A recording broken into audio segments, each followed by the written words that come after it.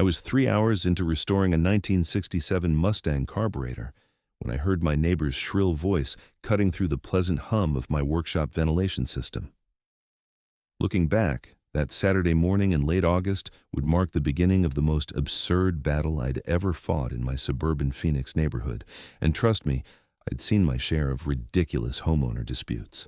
My name is Lucas Pemberton, and I'd bought my house in the Saguaro Springs planned community 2 years ago, specifically because it had a decent-sized garage that I'd converted into a personal workshop. I'm a mechanical engineer by trade, but weekends are reserved for my real passion, restoring classic cars and building custom furniture. The workshop was my sanctuary, complete with proper ventilation, organized tool walls, a solid workbench, and every safety feature you could imagine. I'd even installed commercial grade dust collection and fire suppression systems because I take safety seriously. The voice outside belonged to Sharon Whitmore, president of the Saguaro Springs Homeowners Association and the walking embodiment of every HOA horror story you've ever heard. She was 48 years old, always dressed like she was heading to a business meeting even when checking her mailbox, and had perfected the art of the disappointed frown. Her blonde hair was perpetually styled in that "let me speak to your manager" cut, and she drove a spotless white BMW that she'd once tried to have my truck towed for allegedly blocking her view of the street, even though it was parked in my own driveway. I wiped the grease off my hands and stepped outside, squinting against the Arizona sun. Sharon stood on my driveway with her arms crossed, her phone pointed at my open garage door like a weapon. Behind her stood 2 other HOA board members, Patricia Henderson, the secretary, and Robert Chen, the treasurer. This wasn't a casual visit. "Can I help you?" I asked, keeping my tone neutral. Sharon lowered her phone but didn't uncross her arms. "Mr. Pemberton, we've received multiple complaints about your garage activities, the noise, the smells, the constant comings and goings. This is a residential neighborhood, not an industrial zone." I glanced at my watch. It was barely 10 in the morning on a Saturday, and I'd only been working for a few hours. The only smell would have been a faint whiff of mineral spirits from cleaning parts, and my door had been closed until about 20 minutes ago when I'd opened it to let in some fresh air. As for noise, I'd specifically chosen quiet tools and kept my compressor in a sound-dampened closet. "Multiple complaints?" I said. "From who?" "That's confidential," Patricia chimed in, her nasal voice grating. She was around 50, always wore floral prints, and had made it her personal mission to document every perceived violation in the neighborhood. "But the board has discussed this at length, and we've determined that your workshop constitutes a business operation, which violates Section 14.3 of the HOA covenants." I couldn't help but laugh. "A business? I'm working on my own stuff. This is a hobby." Sharon's expression hardened. "You posted pictures of a chair you built on social media last month, and someone commented that they'd pay you for one. That's soliciting business." "Someone making a comment isn't me running a business," I said, my patience already wearing thin. "I didn't offer to sell anything. I'm allowed to have hobbies on my own property." "The covenant clearly states that no home-based businesses are permitted without express written approval from the board," Robert said, adjusting his wire-rimmed glasses. He was the most reasonable of the three, but he still towed the HOA line like his life depended on it. "And the noise levels exceed acceptable limits for residential areas." "What noise?" I gestured toward the garage. "I use hand tools most of the time. My table saw has a quiet motor. The loudest thing in there is probably my radio, and I keep it at a reasonable volume." Sharon stepped closer, her heels clicking on my driveway. "Mr. Pemberton, you can argue all you want, but the board has made its decision. You need to cease all workshop activities immediately, or we'll be forced to take action. We're also issuing you a formal warning about the appearance of your property. That truck of yours is an eyesore." My truck was a perfectly maintained 2019 Ford F-150 in blue, which I used for hauling materials and equipment. There wasn't a scratch on it, and it was always parked legally in my own driveway. "You can't just ban me from using my own garage," I said, my voice rising despite my effort to stay calm. "That's not how property rights work. We absolutely can regulate activities that affect neighborhood aesthetics and peace," Sharon said, her tone dripping with smug satisfaction. "You'll be receiving formal documentation of this warning within 48 hours. Continued violations will result in fines of $100 per day, escalating to legal action if necessary. She turned to leave, her entourage following, but paused to take one more picture of my garage before they walked away. I stood there, stunned and furious, watching them head back toward Sharon's house 3 doors down. This wasn't my first run-in with the HOA. They'd previously sent me warnings about my grass being a 1/4 inch too tall and my mailbox being the wrong shade of black. But this was different. This was them trying to control what I did inside my own home. I went back inside and called my friend Derek Martinez, who was a real estate attorney. After explaining the situation, he laughed so hard I had to pull the phone away from my ear. "Lucas, they can't do that," he said once he caught his breath.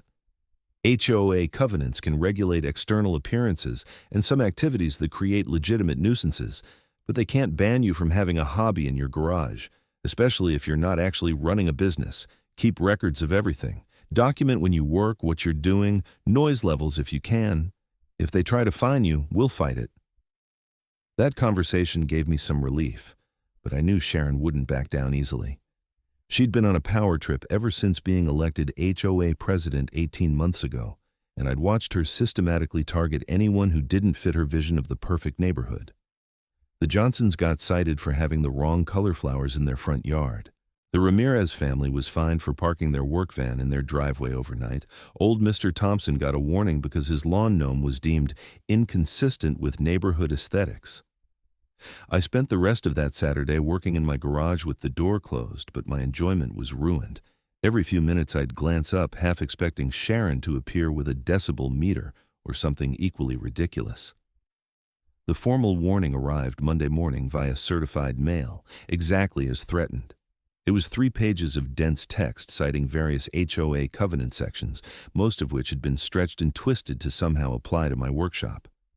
They'd included printouts of my social media posts showing my projects, with certain comments highlighted in yellow like evidence in a criminal case. The letter demanded that I immediately cease all business operations and reduce noise-generating activities to acceptable levels, or face daily fines starting the following Monday. They'd given me 1 week to comply. I made copies of everything and sent it all to Derek. His response was blunt. "This is harassment. Don't pay a single dollar in fines. Let them try to collect. We'll countersue for harassment and abuse of authority." That week was tense. I continued working in my garage, though I'll admit I was more cautious about noise and kept the door closed more often than usual. I installed a decibel meter app on my phone and kept logs showing that my noise levels never exceeded 65 decibels, well below Phoenix's residential noise ordinance limits of 75 decibels during daytime hours. On Thursday evening, I was working on sanding a coffee table I'd built from reclaimed wood when I heard a car pull up. Through my garage's side window, I saw Sharon's BMW, but she wasn't alone. A white sedan had parked behind her, and a middle-aged woman in business-casual attire was getting out. They talked for a moment, Sharon gesturing animatedly toward my garage, before walking up together. I opened the door before they could knock. The woman with Sharon wore a lanyard with an ID badge, and my stomach dropped when I read it. Arizona Division of Occupational Safety and Health. "Mr. Lucas Pemberton?" the woman said, her expression professional but neutral. "That's me." She held up her badge. "I'm Inspector Rachel Morrison with OSHA. We received a complaint about unsafe working conditions at this address. I need to conduct an inspection of your workshop."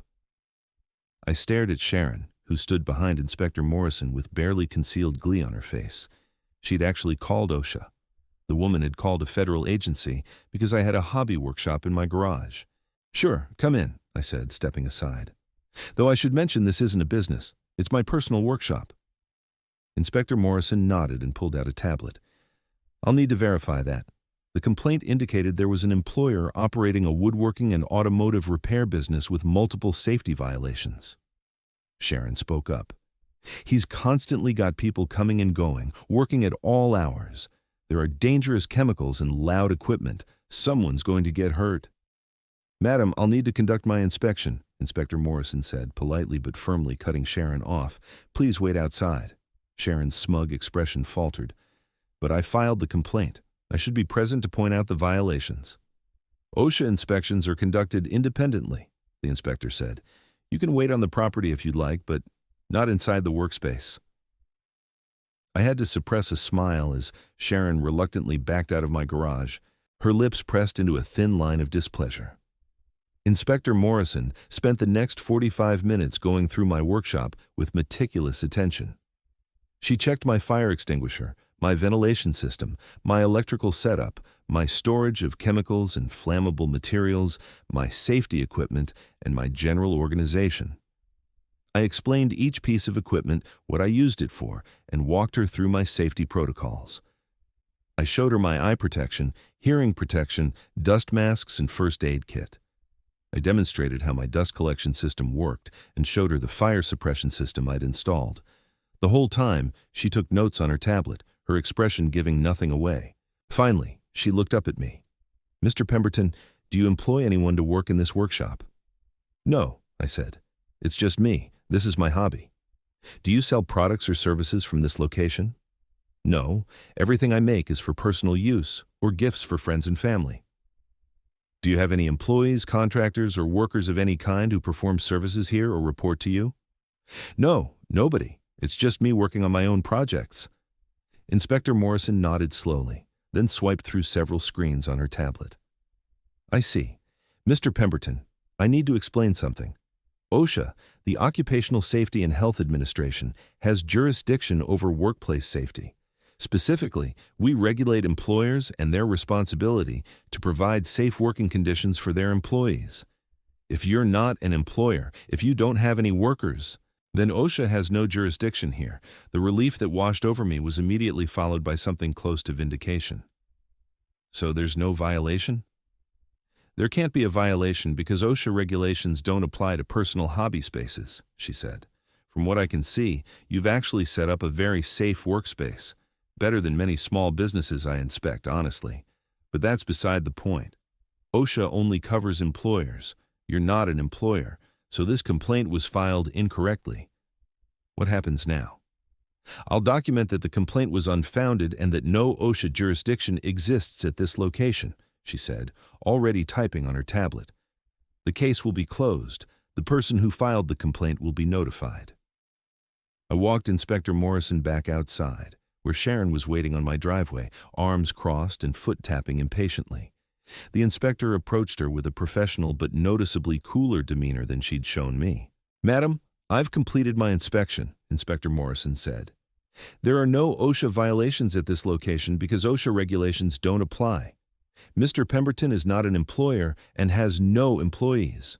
OSHA only has jurisdiction over workplaces with employers and employees. This is a private workshop for personal use."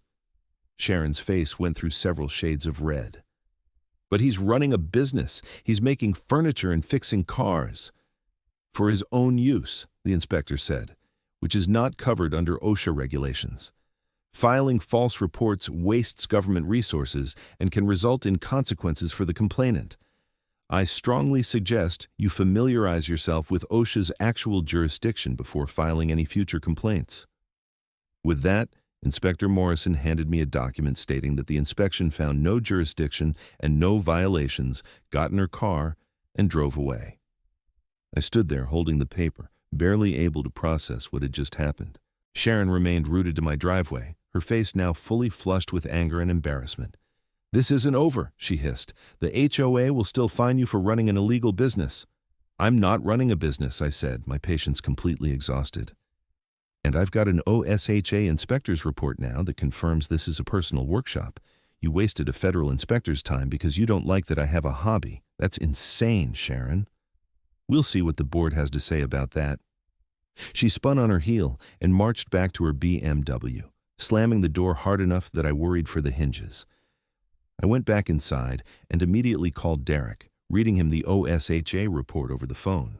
He laughed again, though this time it sounded more like relief mixed with disbelief. "Lucas, keep that document safe," he said. "That's gold. An official government inspection finding no business operation. If they try to fine you now, we'll destroy them in court. But more importantly, you might want to consider filing a harassment complaint of your own." What she did, calling OSHA with a false report, that's not just annoying. It's potentially illegal misuse of government resources. I hadn't thought of that angle. You think I should? Let's wait and see what the HOA does next, Derek advised. If they back off, maybe let it go. If they escalate, we'll respond accordingly. But start documenting everything, dates, times, interactions, all of it. The following Monday arrived, the deadline for me to cease my workshop activities. I deliberately spent the entire day in my garage working on the Mustang carburetor and putting the finishing touches on the coffee table. My garage door was open, and I made no effort to hide what I was doing. Around 2 in the afternoon, I saw Patricia walking by with her phone out, obviously recording. I waved cheerfully at her and went back to work. The fine notice arrived Wednesday. $200 for continued operation of unapproved home business. The letter included several photos of my open garage with me working inside, dated Monday. They'd added an additional $100 fine for failure to respond to HOA directives. I called Derek immediately. They fined me. Perfect, he said, which wasn't the reaction I expected. Don't pay it. We're going to send them a very detailed letter explaining exactly why their fines are invalid, include the OSHA report, and inform them the continued harassment will result in legal action. Let me draft something up and you can review it before we send it. The letter Derek drafted was beautiful. 3 pages of precise legal language explaining that I was not operating a business, that the OSHA inspection had confirmed this, that HOA covenants cannot restrict legal personal activities conducted inside a home, and that their continued harassment constituted abuse of authority and potential tortious interference. It concluded with a demand that they rescind all fines and warnings, along with a promise of legal action if they continued. We sent it certified mail. 2 days later, I got a call from Robert Chen, the HOA treasurer. "Lucas, hi," he said, sounding uncomfortable. "I wanted to reach out about the situation with your workshop. I've read the letter from your attorney, and I've reviewed the OSHA report. I personally think we should drop this. You're right that you're not running a business, and the inspector confirmed that." "So the board is backing down?" I asked, hopeful. "Well, that's complicated," Robert said with a sigh. "Sharon is convinced you're lying about not having a business. She's found more social media posts where people ask about buying your work. She's insisting we move forward with the fines and potentially seek an injunction to stop you from using the garage. Robert, you've seen the OSHA report. You know people commenting on posts isn't me running a business. This is ridiculous." "I agree, but Sharon has the votes. Patricia will back her no matter what, and the other 2 board members generally defer to Sharon on enforcement issues. I'm sorry, Lucas. I think this is wrong, but I'm being outvoted." After we hung up, I felt a mixture of frustration and disbelief. The evidence was clear. A federal inspector had confirmed I wasn't operating a business. My attorney had explained in plain language why the HOA was overstepping. And yet Sharon was so committed to her crusade that she'd rather waste everyone's time and money than admit she was wrong. "Then we go to court," Derek said when I called him with the update. "If they want to fight this, we'll fight. And Lucas, I'm going to be honest with you, you've got grounds for a counterclaim. Harassment, abuse of authority, intentional infliction of emotional distress. We could go after the HOA and Sharon personally." "I just want to work in my garage in peace," I said. "I know. But sometimes you have to fight fire with fire. Let me start preparing a lawsuit. We'll file a declaratory judgment action asking the court to rule that the HOA can't restrict your workshop activities, and we'll include claims for damages based on their harassment. Once they see we're serious, they might back down. If not, we'll take it to a judge."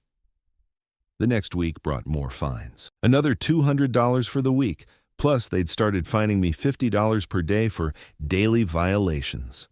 The stack of certified letters was growing, each one more threatening than the last.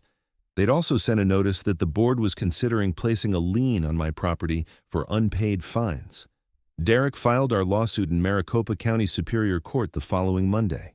The complaint was thorough, laying out the entire timeline of events, including the false OSHA report. We sued the HOA as an entity and named Sharon personally for her role in the harassment. We asked the court to declare that the HOA couldn't restrict my workshop activities, to void all the fines, and to award damages for harassment and abuse of authority. The lawsuit had to be served on the HOA and Sharon personally. I wasn't present when the process server delivered the papers, but Derek told me later that Sharon had apparently called him screaming about being sued, insisting she'd done nothing wrong and that I was the problem. She threatened to countersue you for filing a frivolous lawsuit, Derek said, sounding amused. I told her that would be fantastic. Please do, because it would give us even more evidence of harassment. She hung up on me. The HOA's response came from their attorney, a guy named Mitchell Bradford who specialized in HOA law. His first move was to send Derek a letter suggesting we settle the matter, with the HOA agreeing to drop the fines if I agreed to keep my garage door closed while working and limit my activities to certain hours. Absolutely not, I said when Derek forwarded me the offer. I'm not operating a business. I shouldn't have to agree to any restrictions beyond what city ordinances already require. They need to drop everything and leave me alone. Derek sent back a counteroffer. The HOA drops all fines and warnings, issues a written statement that my workshop doesn't violate any covenants, and pays $10,000 in damages for the harassment. In exchange, we'd drop the personal claims against Sharon. Bradford's response was predictable. He rejected our counteroffer and filed a motion to dismiss our lawsuit, arguing that we hadn't exhausted the HOA's internal dispute resolution procedures before suing. It was a technicality, but one we'd anticipated. Derek had included extensive documentation showing that the HOA had refused to engage in good faith dispute resolution and had instead accelerated their harassment. While the legal process crawled forward, Sharon escalated her campaign. She started posting in the neighborhood Facebook group about illegal businesses operating in Saguaro Springs, never mentioning my name but making it obvious who she meant. Other neighbors started commenting, some supporting her, others questioning why the HOA was wasting time on something so trivial. One neighbor, Jennifer Torres, who lived 2 houses down from me, publicly defended me. Lucas is one of the nicest guys in the neighborhood. He's helped me move furniture, he fixed my son's bike for free, and I've never once been bothered by noise from his garage. This HOA witch hunt is ridiculous. Sharon responded by suggesting Jennifer was biased because I'd done work for her, implying that proved I was running a business. Jennifer fired back with screenshots of our text messages showing I'd explicitly refused payment and had done the bike repair as a friendly favor. The Facebook argument spiraled out of control, with dozens of neighbors weighing in. A clear divide emerged: those who thought the HOA should back off and those who supported Sharon's aggressive enforcement. It got nasty enough that the Facebook group administrator locked the thread and posted a reminder about community guidelines. But the public argument had an unexpected benefit. Several neighbors reached out to me privately with their own HOA horror stories. The Ramirez family told me Sharon had tried to force them to paint their house a different color because their current tan was too yellow. Mr. Thompson said he'd been fined repeatedly for minor infractions that Sharon seemed to invent. The Johnsons admitted they were considering moving because they were tired of constant harassment about their landscaping. Derek suggested we might want to expand the lawsuit to include a pattern of abuse allegations, but I declined. I just wanted my own situation resolved. I didn't want to become the face of an anti-HOA revolution, even though I was starting to understand why people hated these organizations so much. In early October, about 6 weeks after the OSHA inspection, we had our first court hearing on the HOA's motion to dismiss. Derek and I sat on one side of the courtroom, while Bradford sat on the other, with Robert Chen representing the HOA board. Sharon wasn't present, though I'd been told she'd wanted to attend, but Bradford had advised against it. Judge Patricia Huang listened to both sides' arguments. Bradford insisted we hadn't properly exhausted internal remedies and that the court shouldn't interfere with HOA governance. Derek countered that the HOA had acted in bad faith, that their enforcement violated my property rights, and that we'd attempted resolution only to be met with escalating harassment. Judge Huang asked several pointed questions, particularly about the OSHA inspection. Counselor, your clients continued fining Mr. Pemberton even after a federal inspector determined he wasn't operating a business. Can you explain the HOA's justification for that? Bradford stammered through a response about how the HOA board believed the inspector's scope was limited and didn't address the full question of whether commercial activity was occurring. Judge Huang didn't look impressed. "I'm denying the motion to dismiss," she said. "This case raises legitimate questions about the scope of HOA authority and whether the defendant's actions constitute harassment. We'll proceed to discovery. I'm also going to order both parties to attempt mediation before we set a trial date. Maybe a neutral third party can help resolve this more efficiently than litigation." We left the courthouse in good spirits. The case was moving forward, and the judge had clearly been skeptical of the HOA's position. Bradford avoided eye contact as we passed in the hallway, which I took as a good sign. The mediation was scheduled for 3 weeks later. In the meantime, the fines kept coming. They were up to $800 per week now, all documented in certified letters that I dutifully forwarded to Derek. The HOA had also sent a notice that they were preparing to file a lien on my property for over $6,000 in unpaid fines. "Let them," Derek said. "Every fine they add is more evidence of harassment. The judge is going to see this pattern, and it's not going to look good for them." The mediation took place in a conference room at a neutral attorney's office in downtown Phoenix. The mediator was a retired judge named Harold Freeman, who specialized in HOA disputes. Present were Derek and me on one side, Bradford and Robert Chen on the other, and surprisingly, Sharon had insisted on attending despite Bradford's obvious discomfort with her presence. Judge Freeman started by explaining the mediation process, emphasizing that everything said would be confidential and that his role was to help us find common ground, not to judge who was right or wrong. Then he asked each side to explain their position. Derek went first, laying out the timeline of events, the OSHA inspection, the escalating fines, and our position that the HOA had no authority to restrict my personal workshop activities. He passed around copies of the OSHA report, my noise level logs, and examples of the threatening letters. Then it was the HOA's turn. Bradford spoke carefully, explaining that the board had a duty to enforce the covenants and that they'd received complaints from neighbors about noise and business activity. Before he could continue, Sharon interrupted. "He's running a business," she said, her voice sharp. "He posts pictures online. People offer to buy his work. He has a commercial-grade workshop. Just because he claims it's a hobby doesn't make it true." Judge Freeman held up a hand. "Ms. Whitmore, you'll have a chance to speak. Please let your attorney finish." Sharon crossed her arms but fell silent, radiating hostility. Bradford continued, but his argument was weak.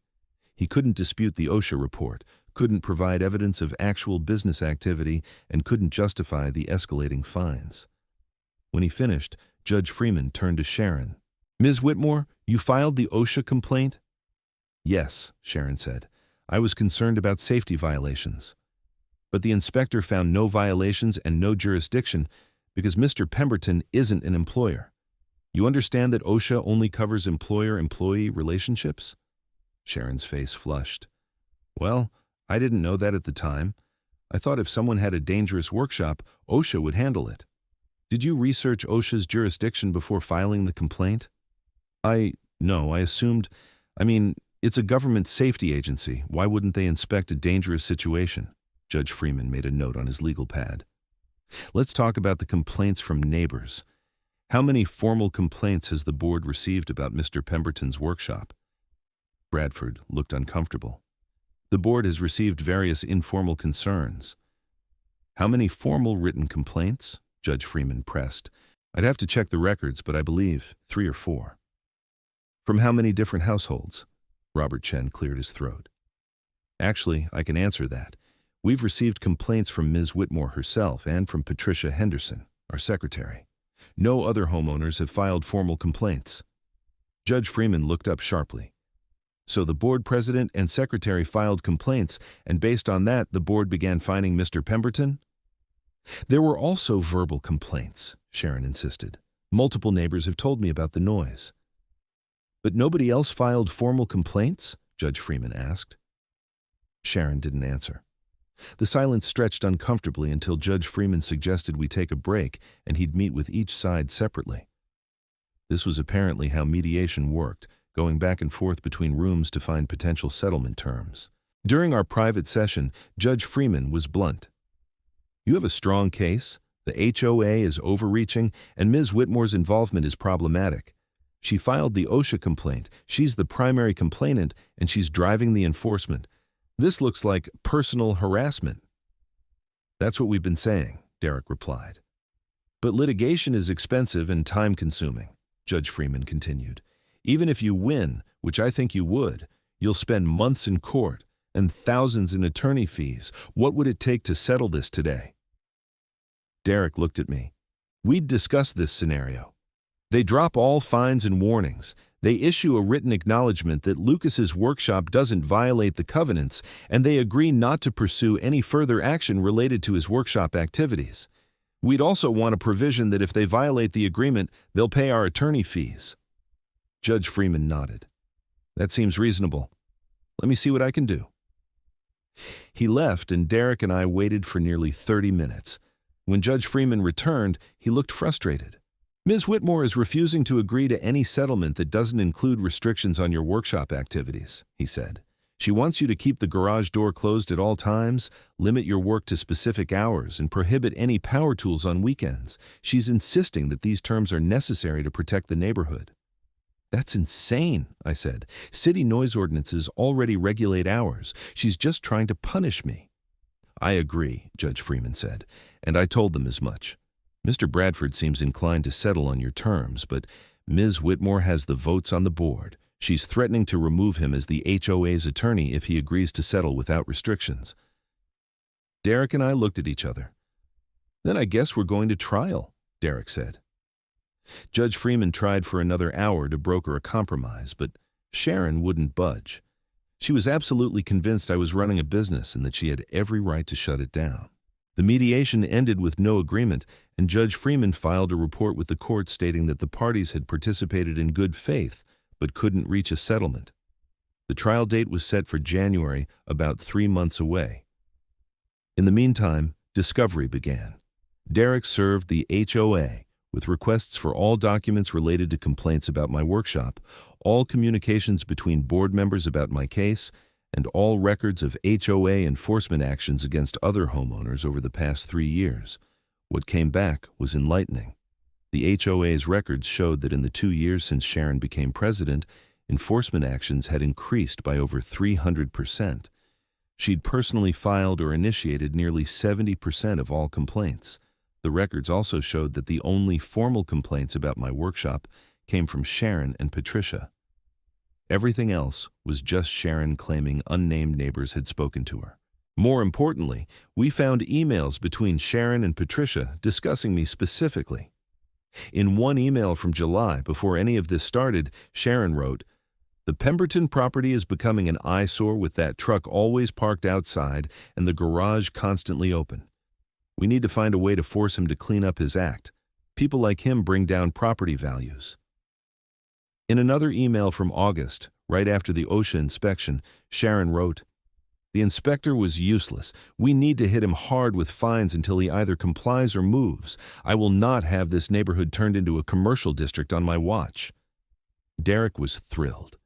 This is evidence of animus. She's not enforcing covenants neutrally. She's targeting you specifically because she doesn't like you. This is going to play very well in front of a judge. We also deposed Sharon, which was an experience I'll never forget. Under oath, she had to admit that she'd never personally measured noise levels from my garage, that she'd never witnessed any actual business transactions, that the only evidence of business activity was social media comments from third parties, and that she'd called OSHA without researching what the agency actually covered. When Derek asked her why she'd continued fining me after the OSHA inspection confirmed I wasn't an employer, Sharon became defensive. "Just because he doesn't have employees doesn't mean he's not running a business," she said. "But OSHA found no evidence of any business operation," Derek pressed. "The inspector wasn't looking for business activity. She was only looking at safety." Actually, the inspector specifically asked Mr. Pemberton if he sold products or services from the location, and he said no. That's in her report. Sharon's attorney tried to object, but we were in a deposition, not a courtroom. The court reporter dutifully recorded every word. "Ms. Whitmore, do you have any evidence that Mr. Pemberton has sold anything from his workshop?" Derek asked. "He must be. Why else would he have all that equipment?" "That's not evidence. That's speculation. Do you have any evidence? Bills of sale, invoices, customer complaints, anything?" "No, but So you fined him over $6,000 based on speculation and social media comments from third parties? I've fined him for violating HOA covenants. Which covenants specifically prohibit hobbies? Sharon faltered. The business operation covenant. But you've admitted you have no evidence he's operating a business, so how is he violating that covenant? The deposition went on for 2 hours, and by the end, Sharon was furious and flustered. Her attorney looked exhausted. We'd gotten everything we needed to show that this was personal harassment dressed up as covenant enforcement. In November, something unexpected happened. I received a petition signed by 37 homeowners, nearly a third of the neighborhood, demanding a special meeting to recall Sharon from the HOA board.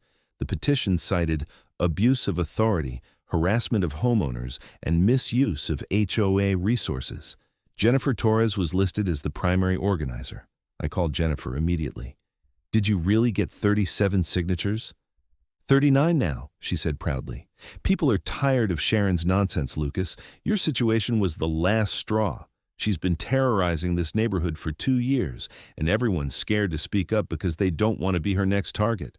But your lawsuit gave people courage. They see that you're fighting back, and they want to support you.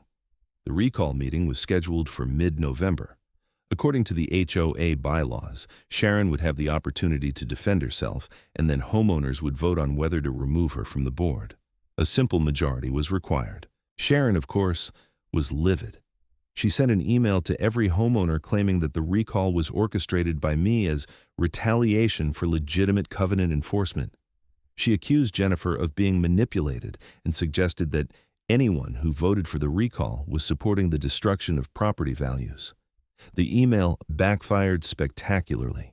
Several homeowners who'd been on the fence signed the recall petition after reading Sharon's hostile message.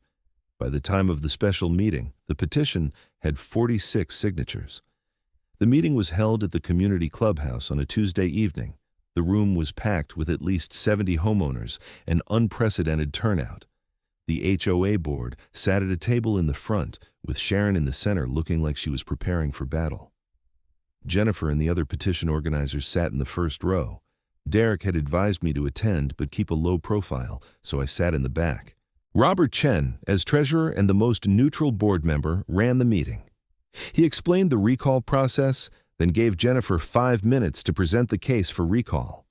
She was nervous but clear, outlining multiple instances of Sharon's overreach, including my situation, but also the problems faced by the Ramirez family, Mr. Thompson, and several others. She concluded by saying that HOAs should serve homeowners, not terrorize them. Then Sharon got her chance to respond. She stood up and I could see her hands shaking with anger. "This recall's a joke," she said.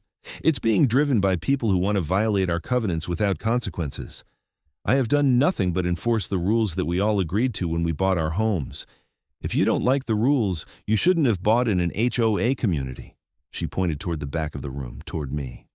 "Lucas Pemberton is running an illegal business out of his garage, and when I tried to stop it, he filed a frivolous lawsuit. Now he's manipulated his friends into attacking me personally. This recall isn't about my performance. It's about one person's vendetta because he doesn't want to follow the rules." Jennifer stood up. "Sharon, the OSHA inspector said he wasn't running a business. A federal inspector." "The inspector was wrong," Sharon shouted, her composure finally cracking. "Or she didn't look hard enough. I know what I see. Commercial equipment, constant activity, people asking to buy his products online. That's a business." The room erupted in crosstalk. Some people defended Sharon, but more voices were calling her out. Robert Chen banged a gavel, trying to restore order. "That's enough," he said firmly. "We're going to vote. Per the bylaws, we'll use written ballots to protect voter privacy. If a majority votes yes, Sharon Whitmore will be immediately removed from the board, and we'll hold a special election for her replacement within 30 days. The vote took about 20 minutes. Homeowners lined up to receive ballots, marked them, and dropped them in a sealed box. 3 volunteers, none of whom were board members, counted the votes while the rest of us waited in tense silence. Finally, one of the volunteers stood up. "The results are 54 votes in favor of recall, 23 votes against recall, 3 abstentions. The recall passes." The room exploded in applause and angry shouts. Sharon's face went white. then read. She grabbed her purse and stormed out of the clubhouse without another word. Patricia Henderson followed her, but the other board members remained, looking shell-shocked but perhaps a bit relieved.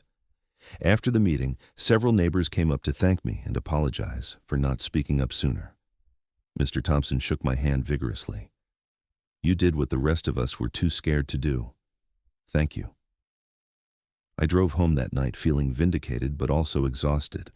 This whole situation had consumed months of my life, cost me thousands in legal fees, and turned my peaceful neighborhood into a battleground. I just wanted it to be over. The recall had an immediate impact on the lawsuit. 2 days after the meeting, Bradford called Derek to discuss settlement. With Sharon gone, the board wanted to resolve the litigation quickly and move forward. They're willing to drop all fines, issue a written statement that your workshop doesn't violate the covenants, and pay $15,000 to cover your legal fees and compensate for the harassment, Derek told me. They're also willing to include a provision that prevents future boards from pursuing this issue. Basically, a permanent resolution. What about Sharon personally? They want us to drop the personal claims against her. She's off the board, she's humiliated, and they want a clean slate. It's your call, but I'd recommend taking the deal. If we go to trial, we'll probably win, but it'll cost more in fees and take several more months. This way you get a guaranteed resolution now. I thought about it for a day, then agreed. I wasn't interested in revenge. I just wanted to use my garage without harassment. The settlement was finalized in early December. The HOA issued a formal letter stating that my personal workshop activities did not violate any covenants and that no restrictions beyond standard municipal noise ordinances would apply. They paid Derek's legal fees in full and gave me a $15,000 check.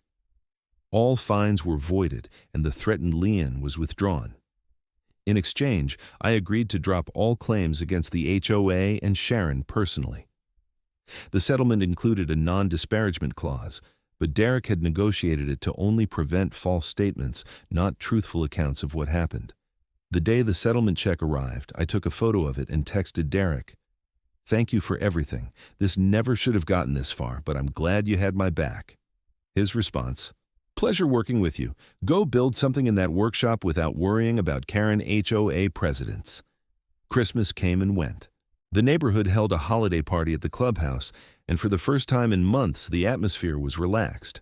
The new HOA board, elected in a special election in late December, was more reasonable. They focused on actual community improvements rather than nitpicking enforcement. The fines and warning letters slowed to a trickle. Sharon and Patricia both avoided neighborhood events and kept to themselves. I heard through the grapevine that Sharon was considering moving, though I never confirmed that. Honestly, I didn't care.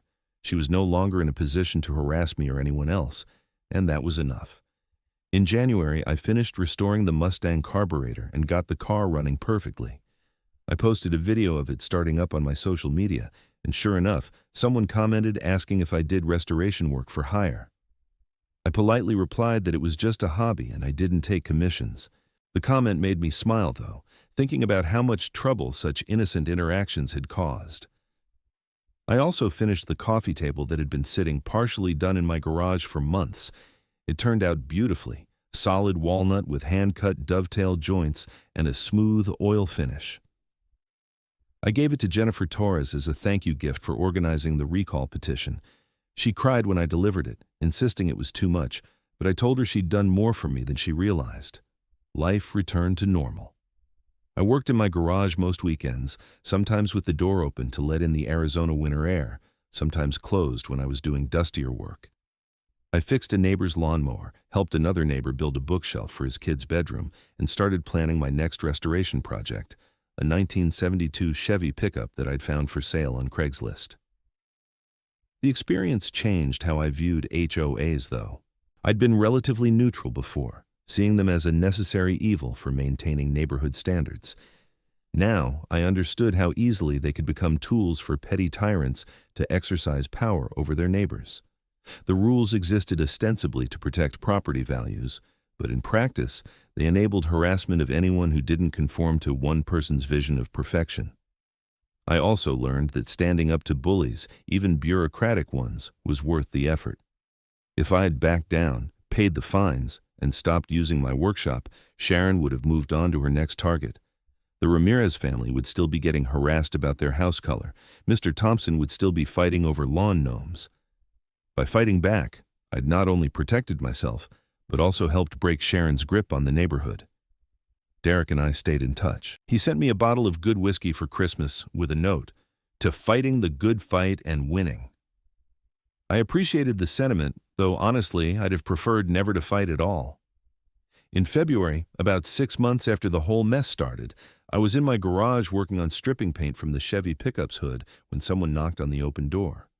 I looked up to see a guy about my age, maybe early 30s, holding a folder. "Lucas Pemberton?" he asked. "That's me," I said, setting down my paint scraper. "I'm David Wagner. I live over in Desert Bloom, the subdivision next to yours.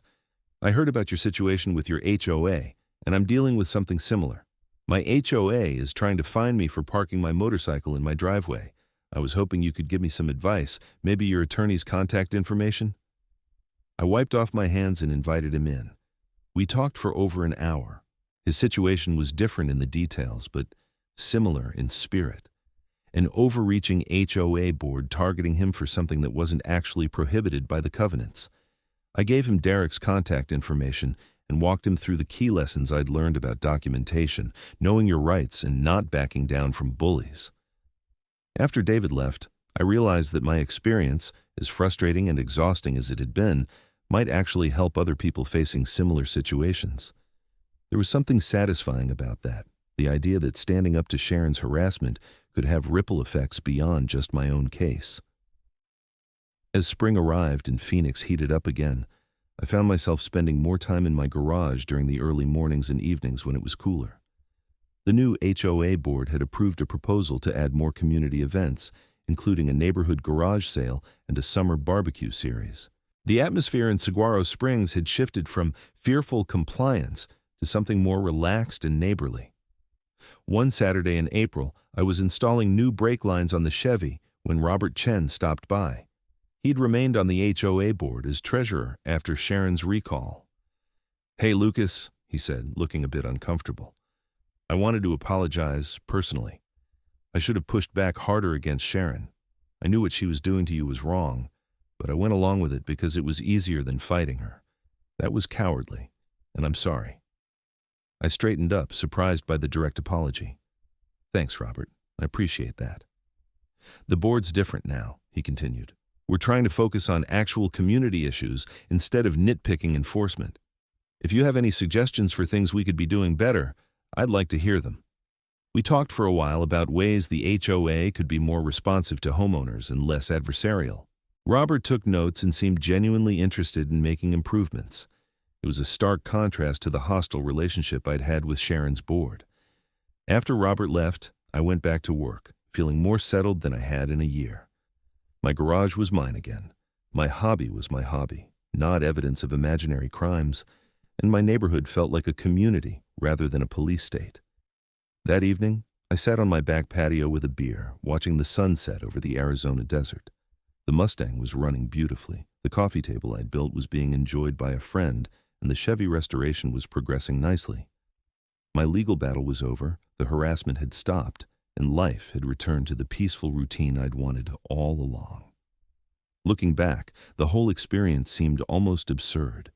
A federal OSHA inspection because I had a hobby workshop, thousands of dollars in bogus fines, a lawsuit, a deposition, a recall election. All because one woman with too much time and too much authority decided my garage activities offended her sensibilities. But it also proved something important, that ordinary people could push back against petty tyranny and win. That documentation and persistence mattered. That having a good attorney was worth every penny. And the communities worked better when people focused on being good neighbors rather than enforcing arbitrary rules. I raised my beer toward the sunset in a silent toast, to standing your ground, to knowing your rights, to OSHA inspectors who understand their jurisdiction, and to the end of HOA harassment. The next morning, I was back in my garage with the door open, music playing softly, working on my projects, and nobody bothered me about it. That, more than the settlement check or the legal victory or Sharon's recall, was what I'd been fighting for all along. The right to pursue my hobbies in peace on my own property without unreasonable interference. It was a simple thing, really. But sometimes the simple things are worth fighting for. And sometimes, when you stand up to a Karren, even an HOA Karren with official authority behind her, you win. The Chevy restoration took me another 8 months, but it was worth every hour. When I finally got it running and took it for its first drive in October, several neighbors came out to admire it. Jennifer took photos. Mr. Thompson gave me a thumbs up. Even Patricia Henderson, Sharon's former ally who'd stayed on the board, admitted it looked great. I never saw Sharon again. She and her husband sold their house in July and moved out of Saguaro Springs.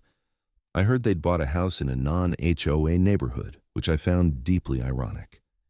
Maybe dealing with constant community rules wasn't as appealing when you weren't the one making them. The new HOA president, a retired teacher named Margaret Wilson, ran the organization with common sense and fairness. Enforcement focused on genuine problems like overgrown yards that created fire hazards or poorly maintained roofs that leaked onto neighboring properties. Nobody got fined for having hobbies or parking their own vehicles in their own driveways. Life moved on. I started a new project, a woodworking commission for Jennifer's sister who'd seen the coffee table and wanted a matching dining table. It was my first actual paid project, and I thought about the irony. Sharon had insisted I was running a business when I wasn't, and her harassment had been so ridiculous that it inspired me to finally consider doing commissions. I filed for a business license, got proper insurance, and set up bookkeeping, all above board and legal. The HOA didn't object because the work happened in my garage, didn't create any nuisance, and the new board understood the difference between reasonable regulation and petty harassment.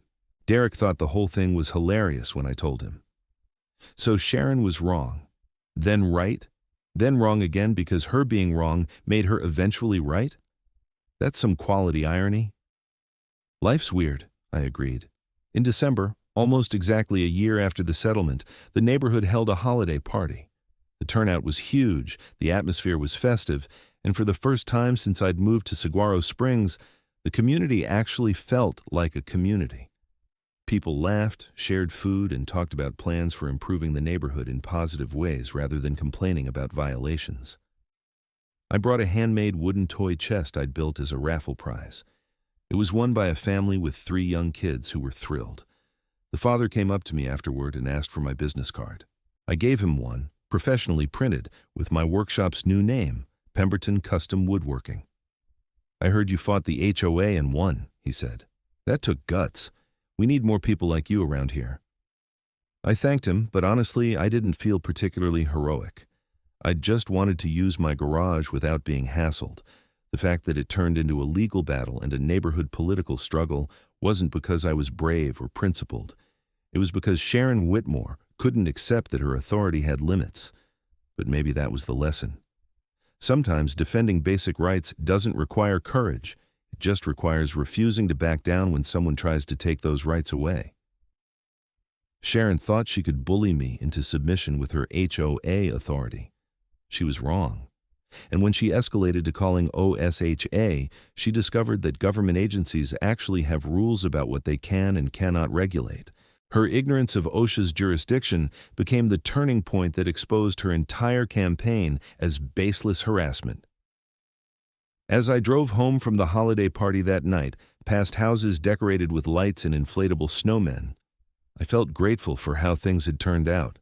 My workshop was still mine. My hobby had evolved into a small side business. My neighborhood was peaceful. And Sharon Whitmore was someone else's problem now. The OSHA report still hung on my workshop wall, framed like a diploma. No jurisdiction, personal workshop, no violations. It served as a reminder that sometimes the most powerful defense against overreach is simply pointing out that the emperor has no clothes, or in this case, that the HOA president had no business calling federal agencies about non-existent workplace safety violations. I settled back into my routine. Weekdays working as a mechanical engineer, weekends in my workshop building furniture and restoring vehicles. The occasional commission for neighbors and friends, the steady hum of contentment that comes from doing work you enjoy without interference or harassment. And if anyone ever asked me about my experience fighting my HOA, I had a simple answer.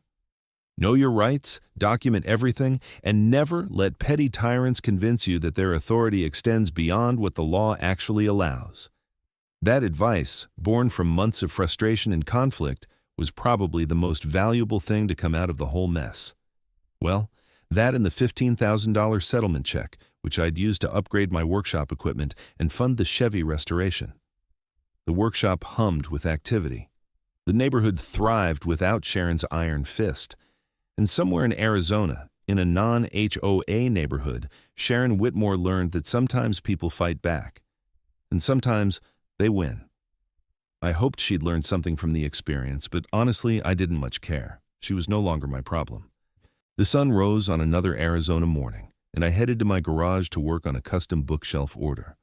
My coffee was hot, my tools were organized, and nobody was going to show up threatening fines or calling federal inspectors.